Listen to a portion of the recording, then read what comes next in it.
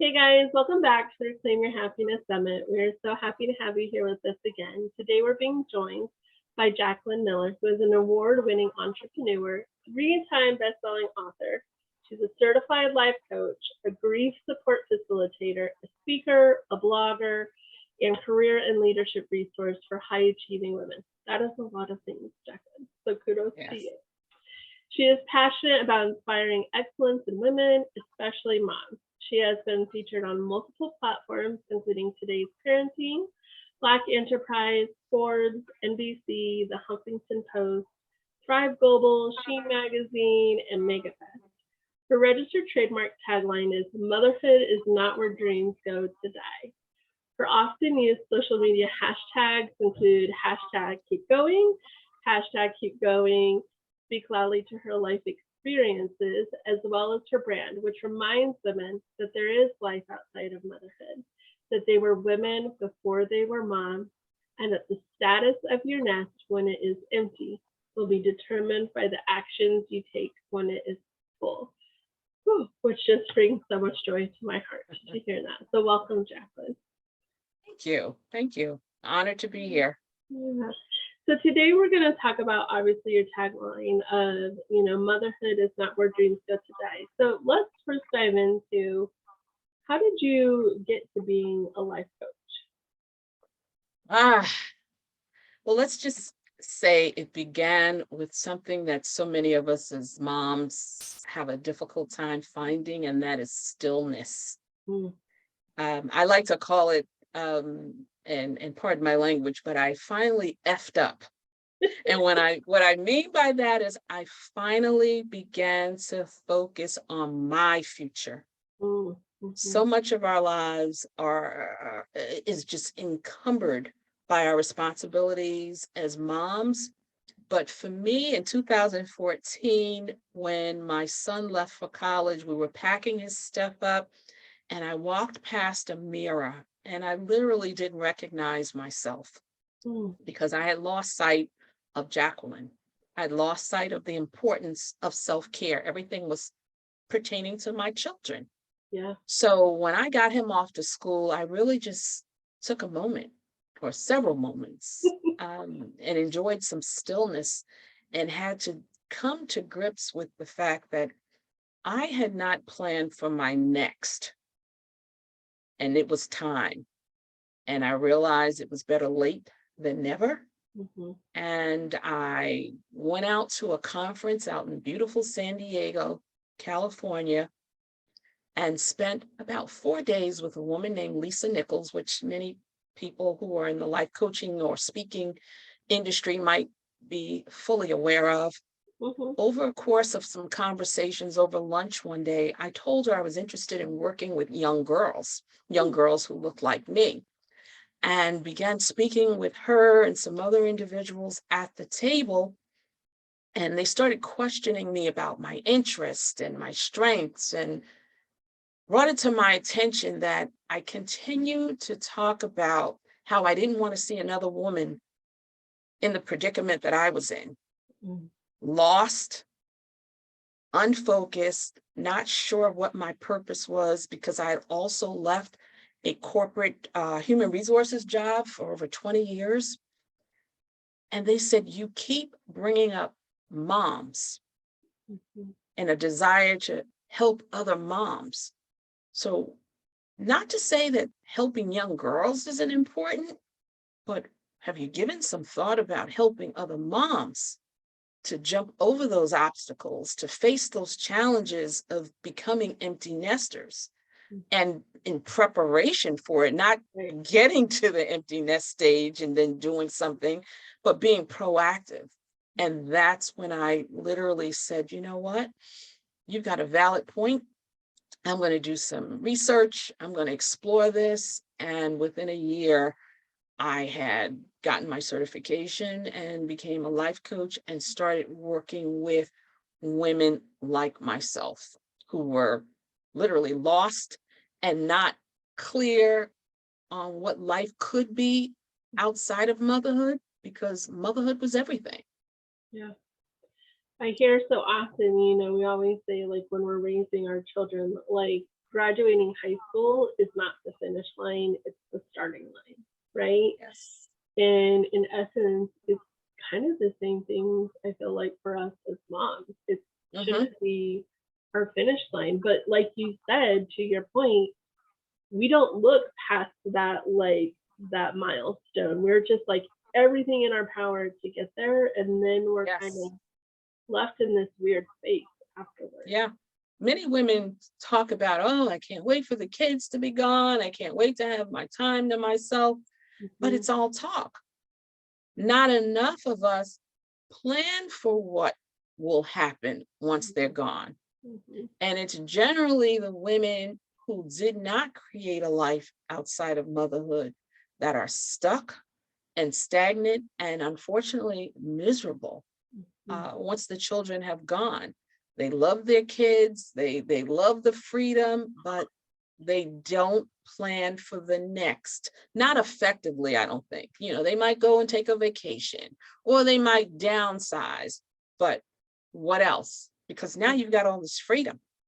Yeah. What are you going to do with it? And in some cases, it's not just time freedom, it's financial freedom, depending on the circumstances involving your child's education. If your child got a scholarship and your financial contributions are minimal, now you've got this excess cash in Now what addition are we to the gonna do? time. Yeah. Yeah, I mean, so what are you planning? And then those who are in relationships, whether they're, partnerships, marriages, or what have you, the thing that I find and a lot of us take for granted is that the divorce rate amongst couples who are now entering the empty nest phase increases Hmm. because everything prior to that was the kids. Is- Now they've got to, reconnect and rekindle, which is why part of what I do in my coaching program, my journey back to me, is I encourage women to stay dateable. Because you're married and even with the kids in the house doesn't mean you stop dating your spouse. Mhm. Because when those kids are gone and you two are looking across each other, over coffee, and you're questioning, why am I here again? The kids are gone. Mhm. I don't like you. I haven't liked you since it's the last 2 years. Who are you? What do you like? What do you enjoy? Because they stop dating each other. That's such a key part of being a mom. As I explain to clients, you don't stop dating just because children come into the picture. And it helps. That's a part of the process in preparing for those empty nest years, keeping contact with who you were before those children came along. You were a woman with dreams before you became a mom with kids. And many women lose sight of that. Yeah. I love that you talked about staying dateable. So at first when you said that, I was like, oh, this is an interesting perspective. And then you dug down a little bit further.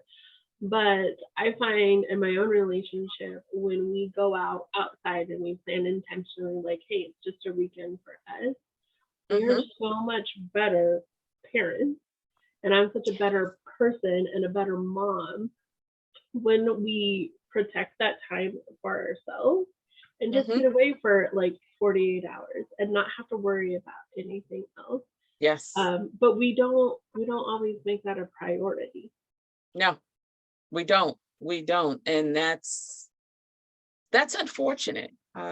Because my tagline, motherhood is not where dreams go to die, it's real life. That's real stuff. Because you become a mom, and once you become a spouse or a partner in a relationship, who says your dreams have to be put on the back burner? Who says there are things that you can't, do with your partner any longer, or for yourself for that matter? I'm a spa junkie. I haven't gone to a spa yet that I didn't enjoy some aspect of it. I didn't stop doing that when I got married. I didn't Mm. stop doing things like that when I had kids. I might scale back on the frequency because obviously motherhood is time consuming and spa treatments cost. But self care didn't stop being a priority for me. And that's where I think a lot of moms stumble, or they get this perception that now that I'm a mom, I can't do this anymore. I don't have time for this. I don't have the finances for that. And a lot of that is true. Don't get me wrong. We have to be on more of a strict budget when kids come into the picture. But there are so many opportunities to still make yourself a priority. You do not have to be placed on the back burner simply because another human came into the picture. And it's one of the things that you just said. When you are happy in your role as a woman, you generally are a much better parent as a mom. Yeah, And we sometimes don't make that connection. Yeah, and it's so easy to do. So talk to me about, what advice would you have for moms that are struggling to find time for this self-care? Because we talked about how you have to kind of pull it back up. Maybe it's not into the frequency, but we always have these excuses as to like, oh, I'll do it this, or I can't do this because of this. So what's an easy like mindset shift or strategy to kind of help push them into that space? I have this acronym that I share with women that has helped me, and the feedback that I've gotten is that it helps them as well. I'd have to say, in the acronym is SELF, and the S stands for scheduling. We don't put ourselves on the calendar. We put Johnny's baseball game on the schedule. We put hubby's, golf dates on the schedule. We put, little Janine's ballet on the schedule, but we rarely put us on the schedule. We rarely find time for girls' night anymore. If hubby can go play golf, why can't you have a girls' night? And so much of this requires scheduling. We often, as women, give ourselves the leftovers, the crumbs. Whatever time is left after I've done X, Y, Z is what I'll take for myself. And that is such a creation of toxicity, because it minimizes your worth, whether you admit it or not. If the kids are worthy of scheduling time, if hubby is worthy of scheduling time, why aren't you worthy of scheduling time? Have your own calendar, share it with the family. For me, when my kids were younger, Sunday afternoons was my time. How much? Depended on the week. But my kids and my husband knew mom is probably going to get her nails done today. Or mom's, going to take an extra, half hour or an hour at the gym. Or mom's going to go and have brunch with her girls. They knew Sunday, when it came around, mom was going to have some me time. My husband knew it, so he would often schedule time with the boys. I knew it because there it was on the calendar. Sometimes it would be blank as far as what the activity would be, but it was on the calendar. So no one took it upon themselves, unless it was an emergency, of course, to put something else on that calendar in that space, because I had set the precedent. This is my time. Kids, spouses, other people, they follow your lead. If people treat you, I've always been a believer that people treat you in the way they would witness you treating yourself. If you don't make yourself a priority, you can't expect others, to do it either. And as far as the E in self, it's embrace your humanity. Superwoman was someone who had superpowers. You're a human. You're not Superwoman. She was a fictional character. We put ourselves in a position so often where we put unrealistic expectations on ourselves. And that causes a lot of stress in our lives. It adds to the toxicity, that exists already in our lives with everything else, going on. Embrace your humanity. You don't have to get everything right. You don't have to get everything done right now. And whatever you do, please stop comparing yourself to other people, other moms. What goes on in your house, what you believe in as a parent is your business. It's what works for your family. But that humanity part, you are human.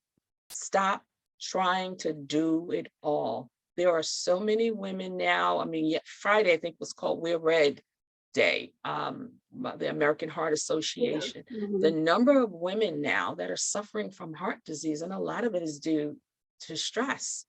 And I guarantee you, if we were to go through the data and look through the stats, we'd find a lot of moms Mhm. in that category, because we're out here trying to be all things to everybody, and we need to stop that. The L in self, lead by example.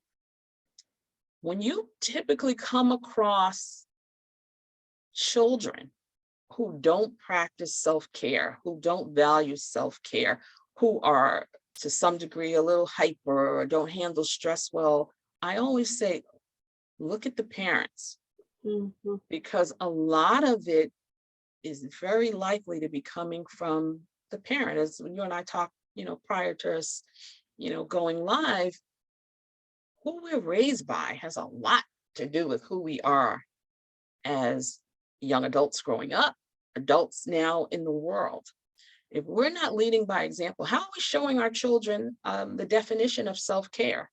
We talk about girls, for example, when they're going out dating. A lot of them, particularly those who've been raised by, as we might call, good men, strong men, that's who they're looking for, because that's who they grew up knowing. Those are the characteristics that they liked, and they're looking for those characteristics in their mate. The same thing goes with our kids.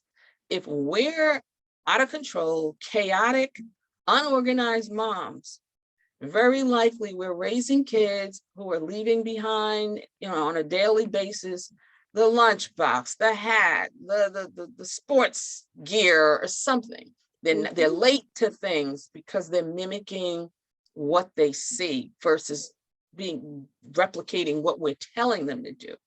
Yeah. We are their best highlight film, and we got to give them, a good show. And last but not least is the F.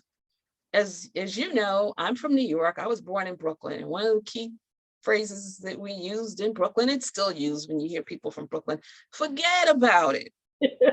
Sometimes you just gotta let go. So what? Tuesday was laundry day, and you had other things going on, and it didn't get done.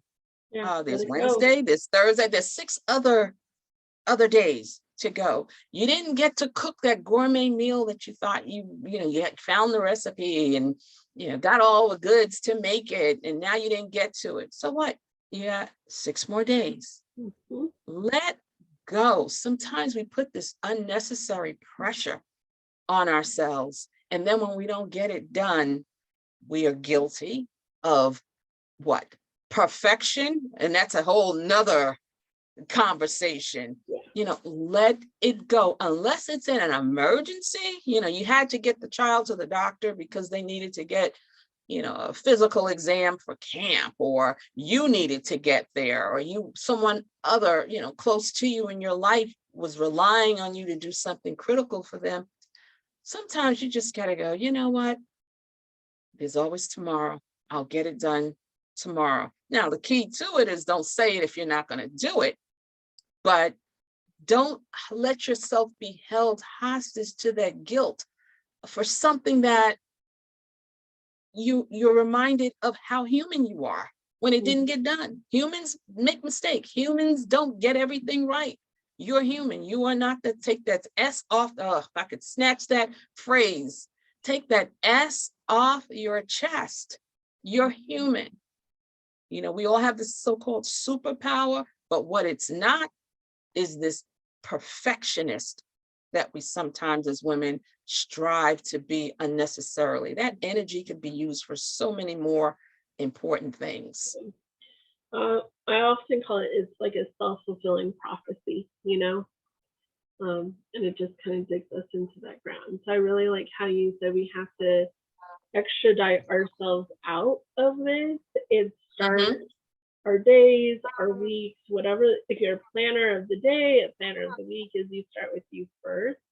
Yeah. and then everything else will always fill in, It right? always falls into it. It always falls into place. I look back over things, and that's how I approach a lot of things. I'll just give you a quick story. I grew up in New York. Um, Early on in my career, I lived on the Upper West Side of Manhattan. I had the luxury of being able to walk to work, which was down in the theater district. I'm walking to work one day and I hear this honking. I'm down by Central Park. I hear this honk, honk, honk, and it's cars. And I'm thinking, hey, it's just, morning rush hour. People are honking.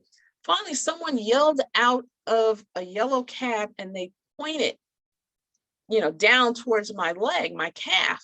Uh-huh. And I looked, and there was this thing that, I don't find a lot of women now wearing them. And so it dates me, was a slip.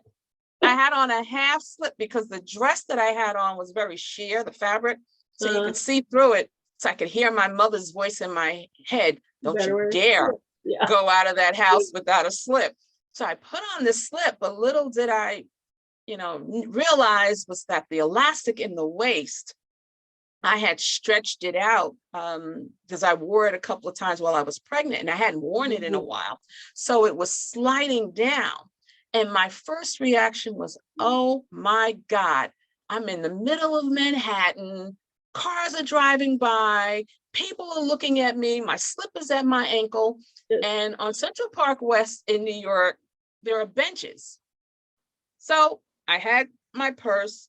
I took a minute, took a deep breath, sat down, pulled that slip over my feet, balled it up, threw it in my bag, and kept walking. Because in my head was the thought of, I don't know those people. Yeah. I probably will never see them again. Now, this is before social media, so it wasn't like somebody had taken a photo and it was now going to go viral. I said, I don't know those people. I may never see them again. How important will this be to me in my life next week, next month, heck, and next hour? I had major meetings scheduled for that day. That was priority. And that is the approach that I've taken with a lot of things in my life, asking myself those questions. How important will this so-called setback be an hour from now, a week from now, a month from now, a year from now? And if I can't say, oh my God, it's still going to be important. Oh my God, in 3 years, it's still going to be. If I'm not coming up with that answer, keep it going, keep it moving. Keep it moving. It really puts it in perspective, because we just get hung up on those negative thought patterns, and really we're just putting ourselves out for nothing. So yeah, it's true. So talk to me about the last question I want to ask you is, can you give us 3 tips for balancing ourselves in the work life as moms, just in womanhood in general? Yeah. Well, I'll have to admit that honestly, I hate the word balance, because I think that in itself puts an unrealistic level of pressure on us. Because when I hear the word balance, and this is something that I learned from Pastor T.D. Jakes years ago, he said, when you hear the word balance, think of a juggler. He said, think of a time you've been to the circus or a carnival and you saw a juggler. And he's juggling the balls. At what point do you see him or her having all the balls in their hand at one time? And I thought about it and I said, never. So why am I going to put that level of pressure on myself to balance my life? So when I developed my coaching program for women, I veered away from the word balance, and I prefer to use a term called healthy harmony. Seek healthy harmony in your home, with your children, with your parenting style, with your mate, if there is one, versus balance. Because what we have to do is remember, healthy and harmony is going to differ based on what my household looks like. Healthy harmony in Crystal's house, and Jacqueline's house, and Mary's house, and Sharon's house, and Deborah's house is going to differ. Yep. So seek what works in your house. If that means I'm only doing laundry, once every 2 weeks, that I'm only cooking 3 times a week, I'm only registering my children for one class, I'm only going to work overtime 1 day a week, whatever that sounds and looks like to you, that's your level of your stereotypical balance. Yeah. That's going to vary from person to person. So I stay away from the term balance, but some of the things that help you find what works for you when it comes to healthy harmony is, and it's something that I mentioned prior, staying away from the word perfect or the desire to be perfect. I am someone who will gladly, unapologetically tell you that I am very comfortable at this phase of my life being perfectly imperfect. And the more women that gravitate to that mindset, the better we're all going to be. There's this level of, I've got to be perfect. I can't do this until it's perfect. Show me a perfect mom and I'll show you a perfect world. Yeah. Stay away from that. First of all, I view it as a form of procrastination, because you're never going to get to perfect. So that just gives you permission to keep kicking the can down the road. Well, I didn't do it yet because it's not perfect yet. You know how many authors have books sitting somewhere collecting dust because they're waiting for it to be perfect? It's not going to. And it's also something that I think takes us away. And I said this before, finding that balance is giving yourself permission to be the woman that you want to be, not just the mom that society or family or friends expect you to be. I can say this until the cows come home. You were a woman with dreams first before you were a mom with kids. Who said, other than someone trying to instill guilt in you, that you can't do both? Yeah. And the way you get to do both and do both to your level of finding healthy harmony is by utilizing a 4-letter word that so many of us as women and moms run from, and that's the word help. We find asking for help to be a sign of weakness in some cases. Yeah. And it is not. To me, I applaud women who say, I can't do this all by myself. I need help. You do it in business. Why are you afraid to do it in your personal life? It's true. Very true.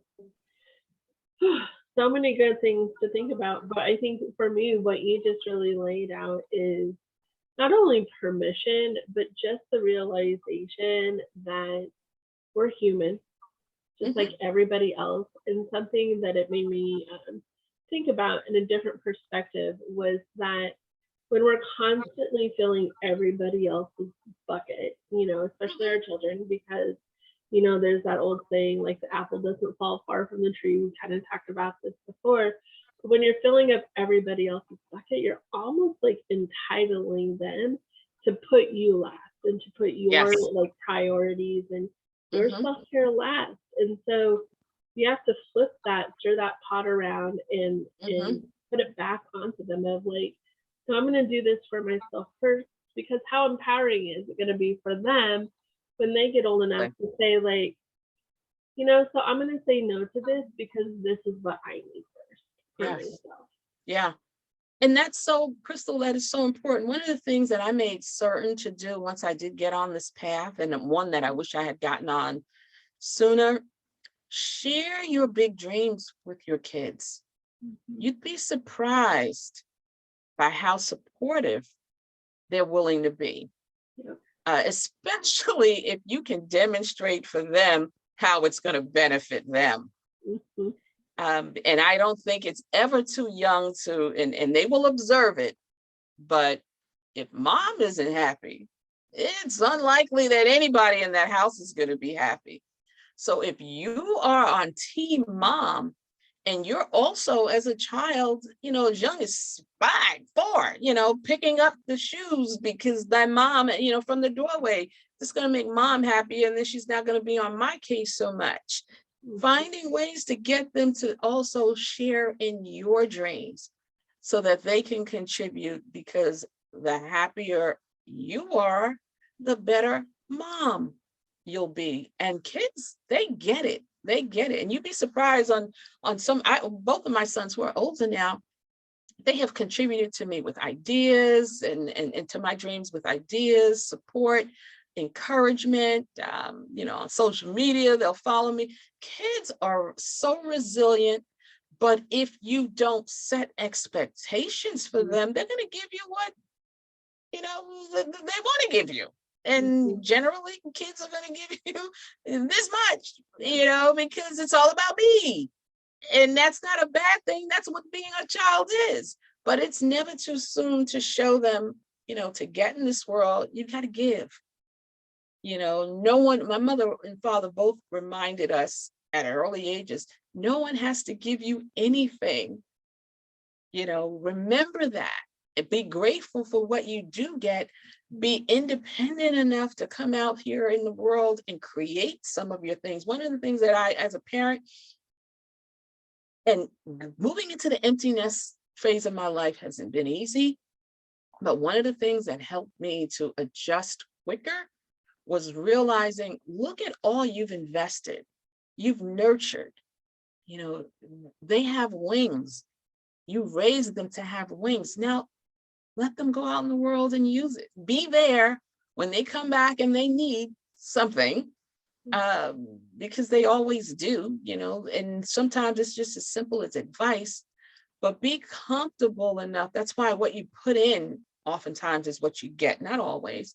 But if you've given and given and given, you'll be a lot more comfortable with what you see once they do leave your home, which takes away some of the stress from you and now in your empty nest life. So it's a process.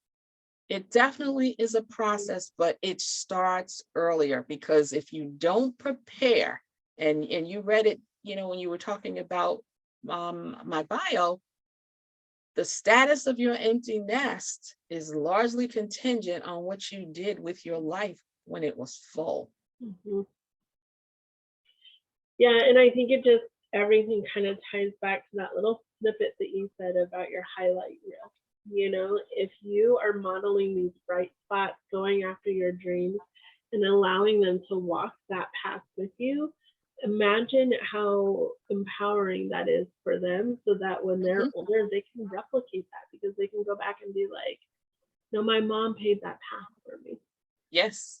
Yes, because one of the things that I always say is, how can you authentically, and most of us do it, we say the words, but how can we as moms authentically encourage our children to follow their dreams if they've never witnessed us following ours? Yeah, absolutely. Well, thank you so much, Jacqueline. It was very eye-opening, and I appreciate you breaking all that down. So talk to us a little bit about what your free gift is for everybody today.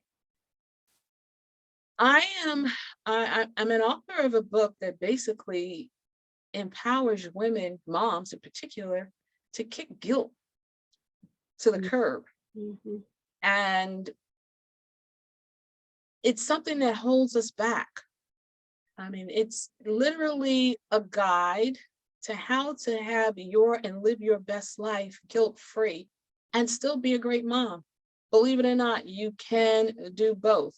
It's not something you roll out of bed and it just happens. You have to be actively involved with it, but you can do those things. And I walk you through the steps that you need to take in order to ensure that you have the best opportunity to see the fruits of your labor as a mom following her dream. So that book will be available through the end of April. I'm pushing the year ahead, through the end of February. So definitely take advantage of it. It's one that can be found on Amazon, but I am gifting it to those who've participated in this summit because I want to see all women win. I want to see all moms win because I'm a believer in the importance of being a good human and raising good humans. Mhm. So we as moms, no disrespect to the dads, but I think we are the foundation of the family.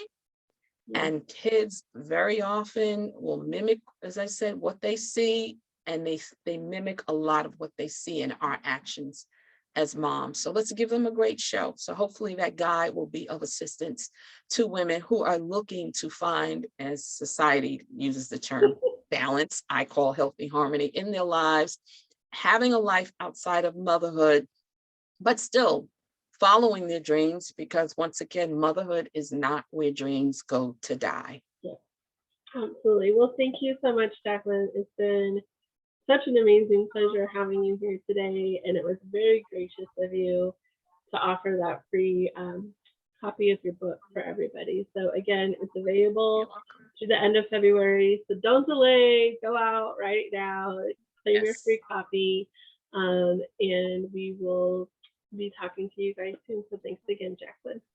Thank you for having me. I appreciate it.